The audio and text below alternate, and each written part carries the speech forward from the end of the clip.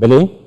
کمار اف مجارا گرنگ گلک گرنگ بیگمان کوم کراسات کی مروی نتنی دیروکا کردستانی ده کراسات کی مروی ده استا جهانی ده جیبو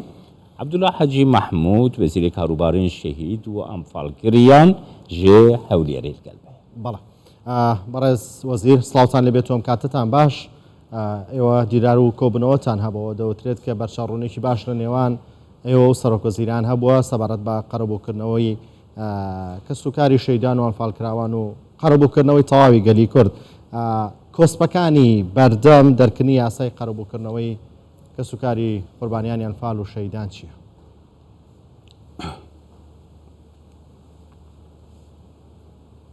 بەڵێ شەوتان باش تەوان وەکو لە راپۆرتەکەیشە باس کرا ئێمە لە حکوومەتی هەرێمی کوردستان لە ڕابردوو راپۆرتێکی گشتگیری تەقدیمی حکوومەتی عێراق کردووە لە ڕێگای وەزارەتی کاروباری شەیدان و ئەنفالکراوان وە خەمڵێنراوە کاتی خۆی لیژنە دروست کراوە لە نێوان هەردوو لا ئەم خەمڵاندنە کاتی خۆی هەڵسەنگاندی بۆ کراوە بە زەرمەندبوانی قوربانیانی تاوانەکان و جەنگ و هەم لە ڕووی فەردی و هەم لە ڕووی وێرانکردن و خاپۆرکردنی کوردستان شار و شارۆچکەکان دۆسیەکی فراوان و گەورەیە تەقدیمی حکوومەتی عێراق کراوە مەفروض بوو بە پێی لەسەر بنەمای دەستور و بە پێی یاسا حکوومەتی دەوڵەتی عێراق داوای لێبوردن لە گەلی کورد بکە و حکوومەتی عێراقیش قەرەبووی زەرمەندبوان و زیان لێکەوتوانی خەڵکی کوردستان بکاتەوە بەڵام تا ئێستا نەکراوە ئەو دۆسیەیە لە لایەن وەزارەتی کاروباری شەیدان و بە گشتیش حکوومەتی هەرێمی کوردستان دۆسیەکی زیندووە و بە زیندوی یەشتومانەتەوە ئیشی لەسەر کراوە خۆشبەختانە ئەمڕۆ لە سەردانمان لەگەڵ محەممەد شیع سوودانی سەرۆک وەزیرانی عێراق یەکێک لە خاڵە جەوهەریەکان مەسەلەی قەرەبووی خەڵکی کوردستان بوو و گفتوگویەکی چڕۆپڕمان لەسەر کرد و تێڕوانینی بەڕێزیشیان لەسەر مەسەلەی قەرەبوو گەشتبین بوو و ئەوەی من لی تێگەشتم مەبەستێتی بە دوواداچوون بکرێ و تەڵەب و داواکاریەکانی ئێمەش بەسراحەت نەمان شاردەوە وتمان ئێمە تەڵەب و داواکاریەکمان ناوێت لە دەرەوەی دەستور و داواکاریکیشمان نییە لە دەرەوەی یاسا لەسەر بنەمای دەستور بە پێی یاسا خەڵکی کوردستان حەقی خۆیەتی ئەنفال کراوە جینۆساید کراوە کیمیاوی لێدراوە خاک و شار و شارۆچکەکانی خاپور کراوە مڕ و ماڵات و گوندەکانی وێران کراوە بە پێی ئەو دۆسیەی کە ئامادە کراوە دۆسیەکی فراوان و گەورەیە و ڕقەمی پارە و داتا و ئاماری لە خۆ گرتووە کە قەرەبووی خەڵکی کوردستان کراتەوە بەڕاشکاوی هەموو شتێکم لەگەڵ باس کرد و ئەویش خۆشبەختانە ئەوەی منەی بینم جیاوازە لەگەڵ تا ئێستا جیاوازە لەگەڵ وەزارەتەکانی ڕێز وزارەکانی پێشووی حکوومەتی عێراقی و خۆشبەختانە سەردەمێکی نوێیە و هەمانگی و هاوکاری هەیە ئەو ڕێکەوتنە سیاسەش کە کراوە لە نێوان حکوومەتی هەرێم و هەرێمی کوردستان بەگشتی و حکوومەتی عێراق لەسەر مەسلەی پرۆژە یاسای بودجە و لە مەسەلەی یاسای نەوت و غاز ئەوەی کە منەی بینم نەتایجێکی باشێ بێ ئینشاءڵڵا برز وەزیر گوژمێ کو هاتی دەستنیشانکردن گودێ قوربانی وەرن قەرەبووکردن و جیهانی ناباز سۆزان گەر نرخاندن ناتای بگرت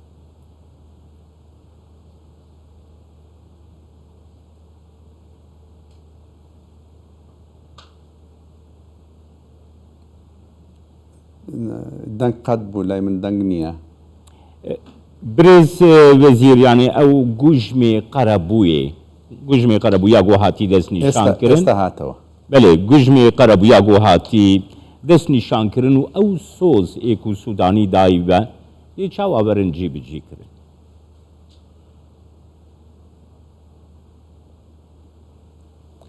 طبعا ئەوە بە دووادات چوونی ئەوێ و تەنها ئەوەیە ڕئیسی وزرای عێراق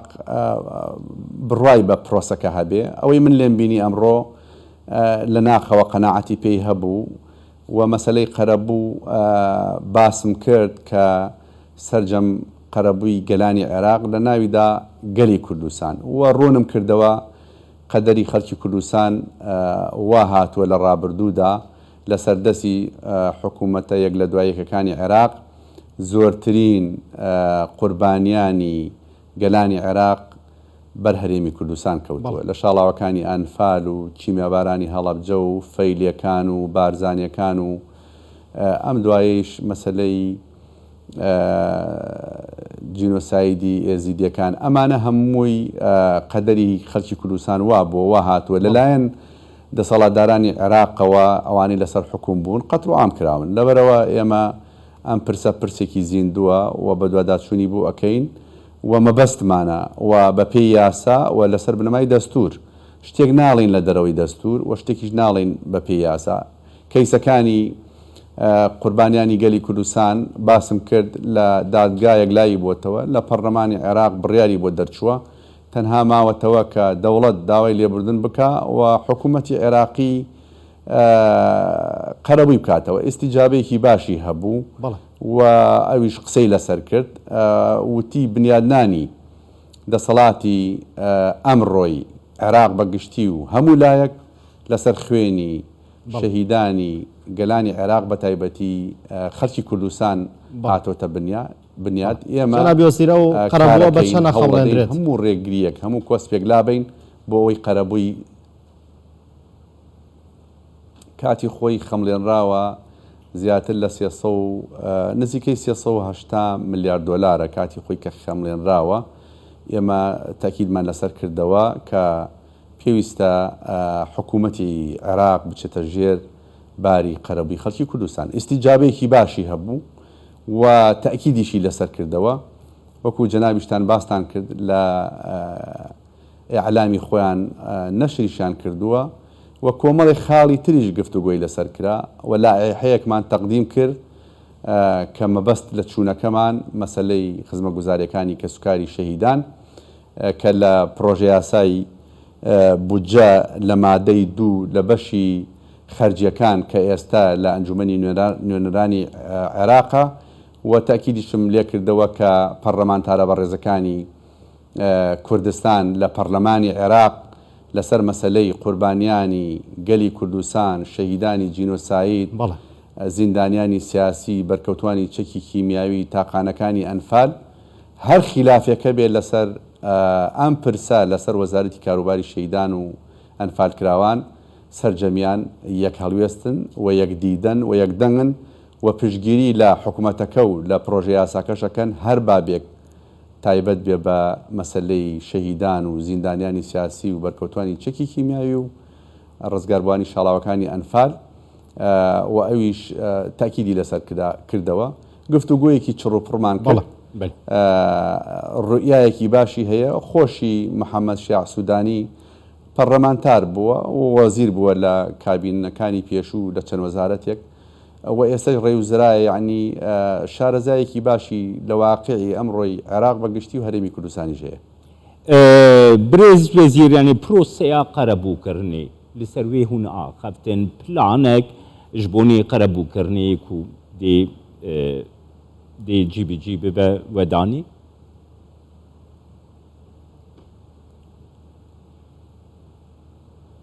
ئێمە ئەبێ بە تایبەتی نوێنەرانی ئێمە لە پەرلەمانی عێراق و کوتلەکان بەگشتی یەک هەڵوێز بن لەسەر مەسەلەی قەرەبوو. ئەوش بینم هەمویان پەرلەمانتارە بەڕێزەکان یەکدەنگن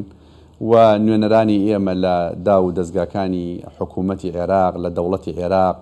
خۆتان نەزانن سەرۆکۆمار کووردە و وەزیری خارجی کووردە و چەند وەزارەتێکی گرنگمان هەیە و لە چەندین دام و دەستگا هەین. من ئەمڕۆ بە ڕاشکاوی باسم لەگەڵ کرد کە هەرێمی کوردستان هەرێمێکە بە پێی دەستور و ماف و شایستە دارایەکانی خەڵکی کوردستان پێویستە لەسەر حکوومەتی عێراق جێبەجێ بکە و دەرچەیەکی نوێ هاتوۆتە پێش قۆناغی ئەمڕۆ و پەیوەندەکانمان لەگەڵ حکوومەتی عێراق چۆتە قۆناغێکی نوێوە پێویستە لەسەر خزمەت گوزاریەکانی گەلی کوردستان بەگشتی و هەرێمی کوردستان و حکوومەت هەرێمی کوردستان و بە تایبەتیش وەزارەتی کاروباری شەهیدان و ئەنفالکراوان هیچ دوو دڵێکی نەبێ و پشتیوانی و پشتگیریمان بکە ئەویش بە ڕاشکاوی ڕێی خۆی وت و دڵنیاییدا کە هەموو پشتیوانی و پشتگیریەک دەکات و ئێمەش تاکیدمان کردەوە و باسشم کرد وتم قسەیەکمان نییە لە دەرەوەی دەستور قسەیەکیشمان نییە لە دەرەوەی یاسا بە پێی لەسەر بنەمای دەستور بنچینەی دەستور ئەو مادە و بڕگانەی کە مافی هاوڵاتیانی کوردستانی تێدا زامن کراوە و هەتا شەهیدانی ناوچە کوردستانەکانی دەرەوەی ئیدارەی هەرێمی کوردستان کە لە پرۆژه یاسای بودجە هاتووە بەشدار بن بێبەش نەبن لە خزمە گوزاریەکانی کە ئێستا بۆ هاوڵاتیانی عێراقەیە ئەبێ ئەوانیش لەو ناوچە کوردستانیانە سوودمەند ببن بە هەمان شێوازی سەرجەم پێگاتەکانی تری عێراق. بەڵێ بەڕێز عەبدوڵڵای حاجی مەحموود دوو پرسیار لە سۆشیال میدیا ڕاستی بەڕێزتان کراوەشیان دەپرسن دەڵێن کەی ماف و ئیمتیازی کە سوکاری شەیدان هاوتای بەغدا دەکرێت و لە پرسیارێکی دیکە پرسن موچەی زیندانیانی سیاسی بۆ ڕاگیراوە ئەگەر بە کورتی وەڵامان بیتەوە سپاس دەکەم.